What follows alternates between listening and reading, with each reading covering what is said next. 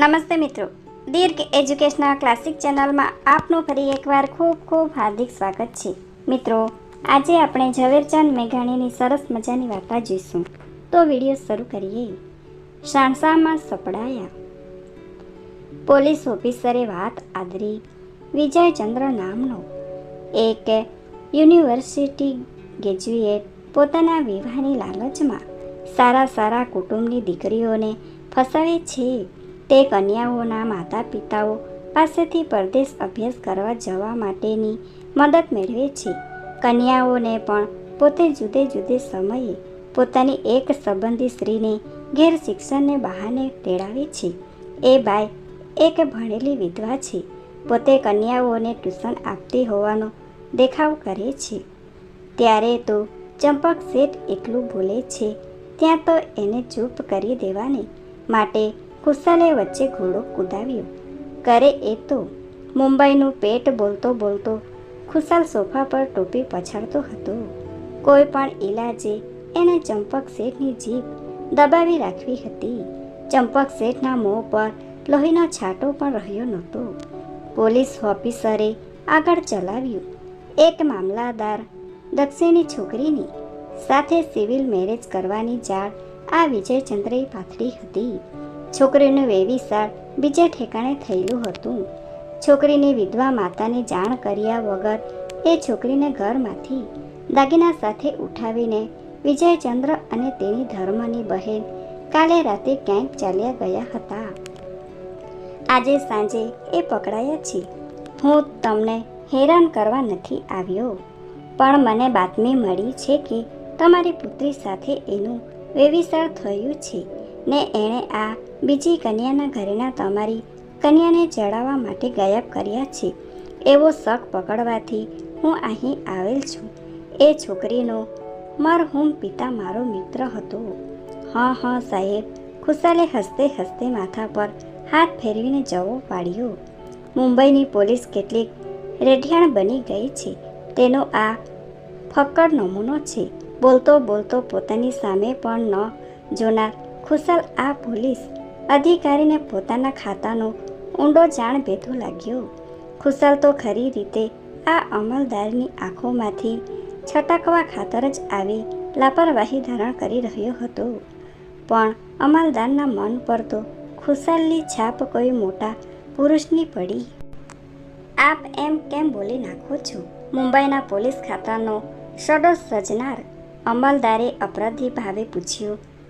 આપે જે પગ માથા વગરની બાતમી મેળવીને અહીં સુધી આવવાની તરદી લીધી તે પરથી હું બોલું છું.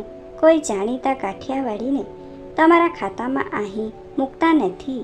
તેને જ પરિણામે આવા ફજેતા થાય છે ને. હું કાંઈ સમજતો નથી. એ તમને મારા આ મોટા ભાઈ સમજાવશે. કહો ચંપકભાઈ. ખુશાલ બાદા બનેલા મોટા શેઠ તરફ ફર્યો. બેન સુશીલાનું વેવિશાળ કરીએ કેટલા 10 વર્ષ તો થયા હશે ને. સાણસામાં સપડાયેલા સાપ જેવા ચંપકલાલે જવાબ આપ્યો. 11મું જાય છે. કહો આ સામે બેઠા એ સુખલાલ જ તમારા જમાઈ કે બીજા કોઈ? એ જ જખ મારીને ચંપક શેઠે હા કહી. એકાદ કલાક પૂર્વે જેના નામ પર પોતે ચંપલ પછાડ્યું હતું, જેને પોતાના ઘરની દિશામાં ન આવવા દેવાની પ્રતિજ્ઞા કરી હતી, જેને પોતાના માર્ગમનથી કાંટાની માફક છૂટાવી કાઢવા પોતે પોલીસ ખાતાને મળવા જવાના હતા, જેના દીદાર સરખાએ સહન કરી લેવાની તૈયારી નહોતી, તે જ સુખલાલને પોતાના 10 વર્ષના જૂના જમાઈ તરીકે ખુદ પોલીસની સામે સ્વીકારવું પડ્યું. સારી વાત. ખુશાલભાઈ પૂર ભબકામાં દુનિયાવી અનુભવની બારિસ્ટરી ચલાવી રહ્યા હતા. કહો ચંપકભાઈ, આ સાહેબને ચોખવટ કરીને સમજાવો કે જમાઈને તમે જ દેશમાંથી તેડાવ્યા છે કે નહીં? તેડાવી બે ધંધે લગાડ્યા છે કે નહીં? ને અત્યારે આ જમાઈને છેવટની બધી વિગતો જ નક્કી કરવા તેડાવેલ છે કે નહીં? એ વખતે બાજુના ખંડમાં ટેલિફોનની ઘંટડી વાગી. બાબુ પાસે બેઠેલી સુશીલા જેને કાને ખુશાલના હાકટા ભર્યા બોલ રજે રજ અથડાતા હતા. તે ટેલિફોન પર ગઈ. એના રણકતા જતા રૂવાબી શબ્દો સંભળાતા હતા. કોણ છો તમે? અત્યારે કામમાં છે. જે કહેવું હોય તે કહો. હું કોણ છું તેનું તમારે શું કામ છે? હા, જે કહો તે શેઠને કહી દઉં. બંધ કરો, બંધ કરો. આવા ટેલિફોન અહીં ન કરશો. બેશરમ, નફ્ફટ. આ છેલ્લા શબ્દો સાથે સુશીલાએ ટેલિફોન પર રિસીવર મૂકી દીધું. ફરી ઘંટડી બજી. ફરી બજવા લાગી. એક બે વખત સુશીલાએ જઈને કાન માંડ્યા તો એનો એ જ અવાજ નીકળ્યો. એ જવાબવાળ્યા વગર જ પાછી આવીને બેસી ગઈ. ટેલિફોન પર સુશીલાએ આવો જવાબ કોને આપ્યો? ચકિત બનેલા બાબુએ પૂછ્યું. કોણ હતું? હતો હરામી. કોણ? પોતાની શબ્દ સંયમી ભત્રીજીના મોંમાં હરામી શબ્દની ચરકાટી બાબુને અકળાવી રહી. વિજયચંદ્ર શું કહે છે? મારા મોટા બાપુજીનું તાકીદનું કામ છે. મુશ્કેલીમાં છું એમ કહેતો હતો. અહીં ટેલિફોન માએ હુકમ ચલાવવા આવ્યો તો હરામી. ફરીવાર ઘંટેડી ચીસો પર ચીસો પાડવા લાગી. ચંપકલાલ શેઠના કાન તો લગભગ બહેરા બની ગયા હતા. પોલીસ તપાસ વધુને વધુ બારીક બનતી હતી.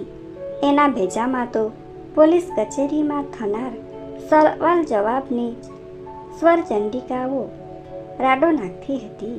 પોતાના ઘરના ટેલિફોન પ્રત્યે એ બેધ્યાન બની બેઠો હતો. એનું ધ્યાન જાય તે પૂર્વ ખુશાલે જ સુખલાલને કહ્યું. જોતો ભાઈ, ટેલિફોન કોનો છે? પેટમાં વીટ આવતી હોય તેને દબાવીને માણસ જેમ રાજ દરબારમાં બેસી રહી તેવી અદાપી ચંપક શેઠ આ પોતાના સંસારની માલિકી લઈ બેઠેલા બે જણાને સહેતો બેઠો રહ્યો. એને ઉઠવા જતો રોકીને ખુશાલે કહ્યું. તમે બેસો.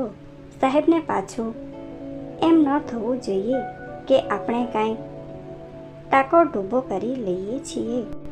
સુખલાલ દીવાનખાનાની બહાર ટેલિફોન પર ગયો ત્યારે સુશીલા એ ગાજતા રિસીવરને ફોનથી અલગ મૂકતી હતી. બાબુ અંદર બેઠા હતા. ફોન વરડામાં હતો. સુશીલા સમજી કે સુખલાલ પોતાનો ટેલિફોન કરવા આવ્યો છે. નજીક આવવા દઈને પછી એ બોલી ઉઠી. હમણાં ન લેતા. કેમ? ગરમ છે. સુશીલાએ વિનોદ કર્યો. એ વિનોદમાં ન સમજેલો સુખલાલ સહેજ ખાસિયાણું પડી જઈ પૂછતો હતો. કોનો હતો ફોન? શેઠ પૂછાવે છે. કોઈનો નહીં, મારી બહેનપણીનો હતો. એ બોલતા બોલતા સુશીલા ગાલ પર પડેલા ગલ વર્તાયા. ફોન ઉપાડશો નહીં, બહેનપણી બહુ લપી છે કહેતીને સુશીલા બાબુ પાસે જવા લાગી. તમને પોલીસ અમલદાર પાસે હમણાં જ બોલાવવાના છે. સુખલાલે એકદમ છાટ્યો. પુરુષ જવાબ નહીં આપી શકતા હોય એટલું સંભળાવતી સુશીલા ગઈ અને બાબુ પાસે બેઠી બેઠી દીવાનખાનામાં ચાલતી વાત સાંભળવા લાગી. થોડી વાર પછી અમલદારની વિદાય થઈ ગઈ. ખુશાલ જઈને એને લિફ્ટ સુધી પહોંચાડી આવ્યો. પાછા આવીને એણે રજા માગી. લ્યો ચંપકભાઈ, અમે જે કામે આવેલા તે તો હજી બાકી રહે છે, પણ મારે બાકી રાખીને જવું નથી એમ કહેતો સુખલાલ આગળ આવ્યો. હું બે વાતો માગવા આવ્યો છું. એક તો મારા બાપે કરી આપેલ ફારગતી પાછી લાવો. તેને બદલે હું પોતે ફારગતી કરી દેવા તૈયાર છું. ને બીજું, મને બતાવો દાક્તરી સર્ટિફિકેટ જે તમે મારા શરીર માટે લખાવી લીધું છે. ખુશાલને આ બે વાતમાં નવું અજાણ્યું રહસ્ય લાગ્યું. બેસો ચંપકભાઈ, બેસ. ભાઈ સુખલાલ ઉશ્કેરાની નહીં સુખા એમ કહીને બેસાડી ખુશાલે પૂછ્યું. શેની ફારગતી? શેનું સર્ટિફિકેટ? સર્ટિફિકેટ શેનું? પૂછો ને એને. મારી તો કહેતા જીભ તૂટી પડે છે. એણે ઊભું કરેલ છે મારી ના મરદાઈનું દાક્તરી સર્ટિફિકેટ. એના હું ચીરટિયા કરવાને કાંક એ દાક્તરનું નામ લેવા આવેલ છું. ના મરદાઈનું સર્ટિફિકેટ, દાક્તરી સર્ટિફિકેટ. ખુશાલે ચંપક શેઠ તરફ જોયું. ને શેની ફારગતી? મારા વેવિસારની મારા બાપને રાતે પાણીએ રોવાવીને એ સર્ટિફિકેટની ડરામણી દઈને લખાવી લીધેલી. સુખલાલના હોઠ બોલતા ધ્રુજતા હતા. તું ધીરો થા બાઈ, હું ધીરો નથી રહી શકતો. હવે આ બધું જાણ્યા પછી ધીરજ હારી ગયો છું. આ માટે મારા બાપાને આંસુ પડાવ્યા. મને પીલી દવાખાને કૂતરાને ડરડે એમ ડરડી નાખવાનો હતો. તેથી શું ધરમ નહોતો થયો. સુખલાલે આ નવી જીભ ફૂટી હતી. ચંપક શેઠનું અપમાનિત અને લજ્જિત મોં નીચું ઢળ્યું હતું. સુખલાલનું ઉશ્કેરાટ સાંભળતા બાબુ છેક બારણામાં આવી ઊભા હતા. સોએ એકાએક સુખલાલને ઘૂસકો ભરતો રુદન કરતો જોયો. સાંભળ્યો, સાચો રોષ યૌવનમાં રુદન કરાવે છે ને. પોડ વ્યવસ્થામાં આંસુ સૂકવી નાખે છે. ક્યાં છે એ કાગળિયા? હે ચંપકભાઈ, હવે કાંઈ ના વાતનું ભવાડા શોભશે. બાપા એમ કહીને ખુશાલે સુખલાલનો હાથ ઝાલ્યો. કહ્યું, તું શાંત રહે ભાઈ. સુખલાલ શેઠ એ બેવ કાગળો રજૂ કરે. તું તારે હાથે એના ચીરડિયા કર. પછી શેઠની મરજી ફારગત જ થવાની હોય તો તું તારે હાથે જ ફારગતી લખી દે.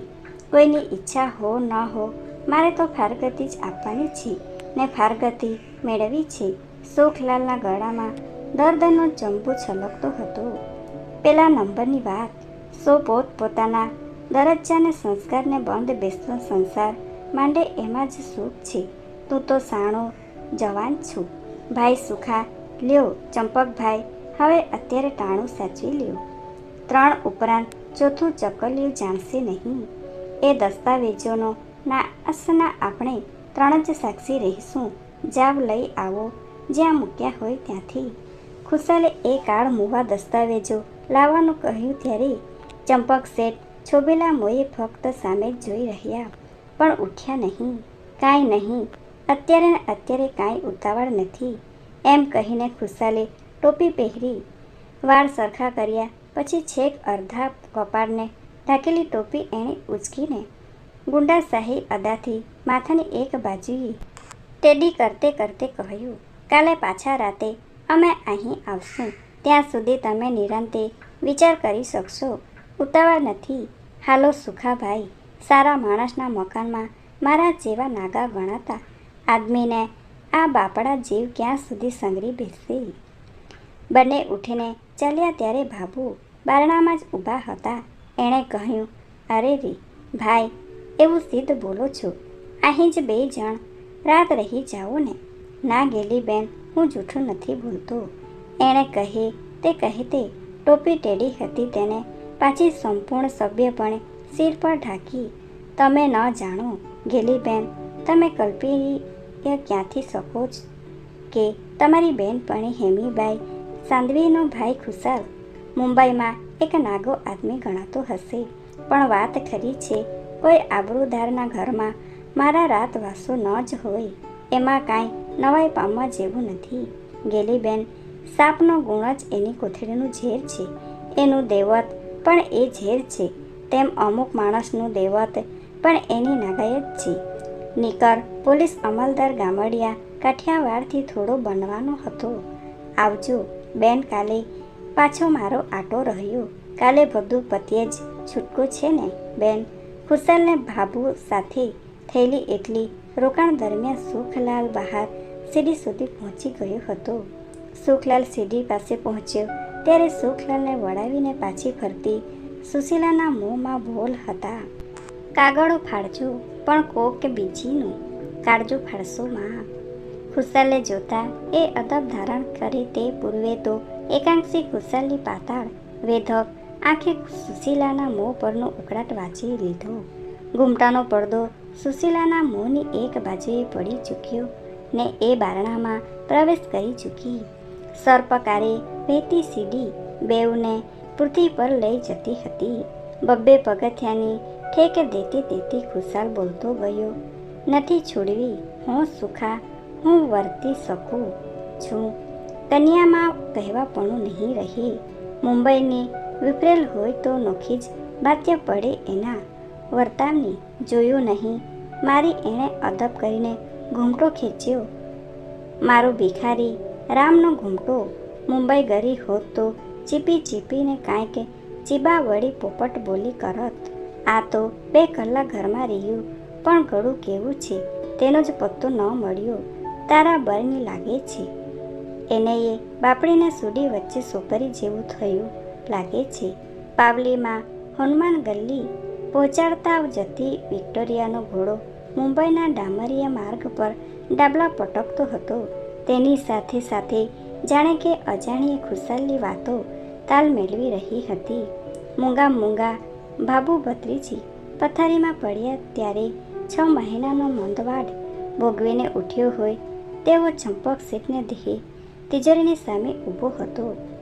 ચાવી ફેરવતા રોજ કરતાં વધુ શ્રમ પામેલા એના હાથમાં તિજોરીની અંદરથી કાઢેલા એ 2 દસ્તાવેજો, એક સુખલાલના પિતાનું લખત ને બીજું ડૉક્ટર પાસેથી મેળવેલું બનાવટી સર્ટિફિકેટ, બંને ખુલ્લા ફરફરતા હતા. થોડી વાર આની સામે તો ઘડીક પોતાની સામે સેટ ટાકતા હતા, ફરીથી વાંચતા હતા.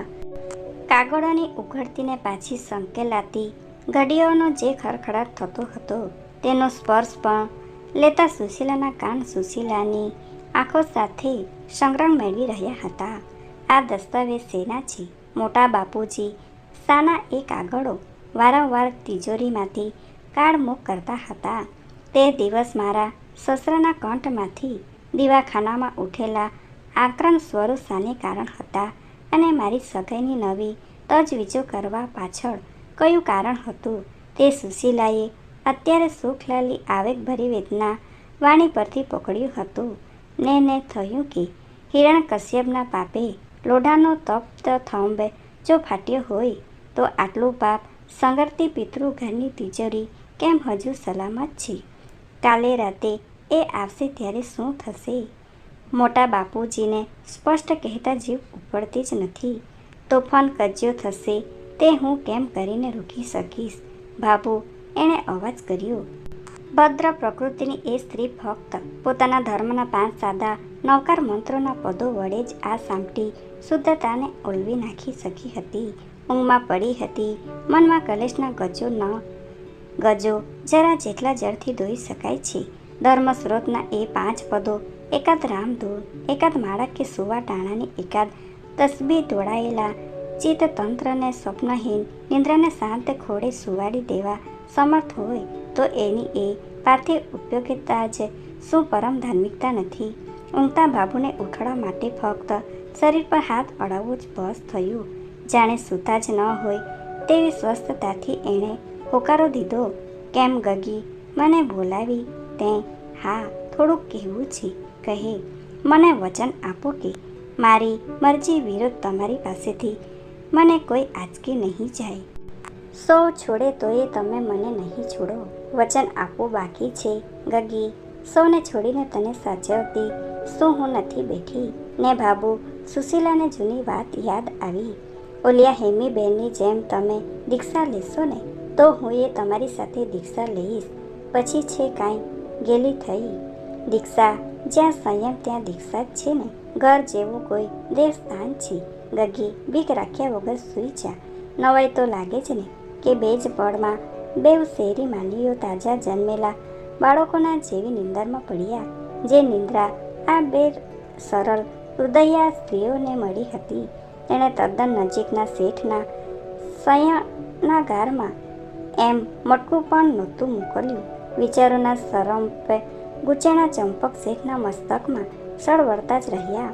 આખરે એને મોટામાં મોટા એક ભયની છાયા પડી. ટેલિફોનની ઘંટડી વાગી. હું વિજયચંદ્ર બોલું છું. આવું તે હોય કે શેઠ? ટેલિફોન કરી થાકી ગયો. આખરે માંડ કોઈકને જામીન કરી છૂટ્યો છું. આપે મને મદદ કરવી જ જોશે. મેં આપની ખાતર ઘણા લાભો જતા કર્યા છે. કાલે સવારે 10 વાગ્યે મળવા આવું છું વગેરે.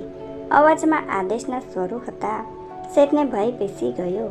આ વિજયચંદ્ર પોતાના બચાવ માટે મને તેમજ સુશીલાને પોતાના શહીદ રૂપે અદાલતમાં ખીચાવશે તો સુશીલા અદાલતમાં મુંબઈની ફોજદારી કોર્ટમાં મારી સુશીલા 1000 આંખોના ભાલા વચ્ચે મારી દીકરી, મારી લાટકી સુશીલા એના દર્પનો તો ચૂરો થઈ ચૂક્યો હતો. આ ભગ્ન ગૌરવના ઉકરડા ઉપર બેઠેલું એનું હૃદય પોતાને ખાલી ખાલી અને સૂનું સૂનું ન લાગે તેટલા ખાતર હજુ પોતાની પ્રત્યે થોડું દર્પ ધારણ કરી રાખવા માંગતું હતું. પણ અદાલતમાં વિજયચંદ્રને હાથે સુશીલાના ઘસેડવાના વિચાર સંસારની આ એકની એક સ્ત્રી પરના તેના સ્વામિત્વના દર્પણને દળી નાખી તેના મગજમાં એવી રીતે ઘૂમી રહ્યો હતો, જે રીતે આપણે સૂતા હોઈએ ને ઘરના પખેડામાં કાળો નાગ આટા મારતો હોય રાત્રિ ઝમઝમ ચાલતી જતી હતી. શ્વાસોચ્છ્વાસના અવાજ પણ શિકારા મારતા સરોપો સમા થતા હતા. પોતે વાદળી લોબલવાળી બત્તી પેટાવીને પત્નીના ઓરડા તરફ ગયો. હૈયા પર લડીને ધીમેથી પૂછ્યું, જાગો છો? પત્નીએ આંખો ક્યારે ઉઘાડી એની તો ખબર પડી જ નહીં. આવી હું એટલા શબ્દો જરા કે નીંદ ભરીએ નહીં, પણ રાણીના ફૂલો જેવા સંભળાયા. સુશીલા ન જાગી જાય તેવી સુલકાઈથી એ પતિના પલંગ પાસે જઈ ઊભી રહી. પતિએ નજીક ખેંચી કે પોતે એના સ્પર્શમાંથી આપોઆપ ખેંચાઈ ગઈ. એ તો વીજળીનો વાદળરંગી દીવો જાણે. આપણને શી ખબર? બચાડા જીવ બાબુ હૃદયનો એ શબ્દ જગતના સૌ કોઈને માટે નીકળતો હતો. એ ઉદ્ગાર અત્યારે નીકળ્યા વગર જ આત્માના ઘૂમટાના ઘૂંભરાટ કરતો રહ્યો ને એમણે પતિના શરીરે હાથ પસાર્યો. કેટલા વર્ષ પછી પતિએ કહ્યું, સવારની ગાડીમાં તમે ને સુશીલા દેશમાં જશો. એક જ વાક્ય રાતે કહ્યું હતું ત્યારે તરત જ પગનો ચંપલ છૂટ્યો હતો. એ જ વાક્ય અત્યારે બોલાયું, પણ ત્યારે તો પત્નીના કંઠ ફરતી પતિના કરની માળા રચાઈ. Thanks for watching. Please subscribe my channel. Thank you.